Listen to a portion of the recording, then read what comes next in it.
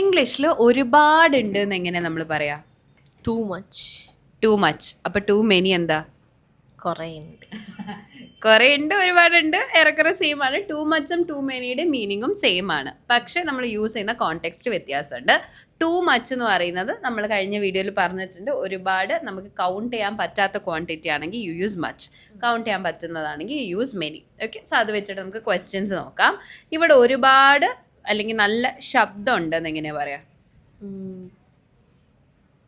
Too much. There's too much voice here.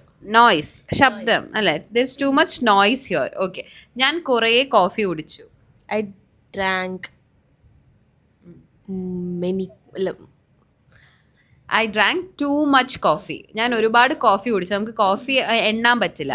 പക്ഷെ cup ആണെങ്കിൽ okay, ഞാൻ ഒരുപാട് കപ്പ് കോഫി കുടിച്ചു എന്ന് പറയണമെങ്കിൽ I drank too many cups of coffee എന്ന് പറയാം. So that's the difference. Too many cups of coffee, too much coffee. Okay, coffee ആയിട്ട് പറയുകയാണെങ്കിൽ you can never measure it. Okay, അടുത്തത്, ഇവിടെ ഒരുപാട് ആൾക്കാരുണ്ട് അല്ലെങ്കിൽ കുറേ ആൾക്കാരുണ്ട്. There are too many people. Okay, there are too many people here. Okay, അവൾ കുറേ ബുക്സ് മേടിച്ചു. She bought many books. Okay, she bought too many books. Okay, അടുത്തത്, ഒരുപാട് മധുരം കഴിക്കരുത്. ഞാൻ എന്നോട് തന്നെ പറയണത്. You can't eat too much of sugar.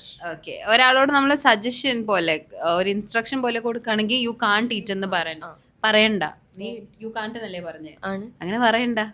U കാണ്ട് എന്ന് പറഞ്ഞാൽ ചെയ്യാൻ പറ്റില്ല എന്നുള്ള മീനിങ് ആണ്. Don't eat too much sugar. Okay, അങ്ങനെയാണെങ്കിൽ ഇവിടെ കുറേ കസേരകൾ ഉണ്ടെന്ന് എങ്ങനെ ഇംഗ്ലീഷിൽ പറയാന്നുള്ളത് നിങ്ങൾ താഴെ കമൻറ്റ് ചെയ്യുക.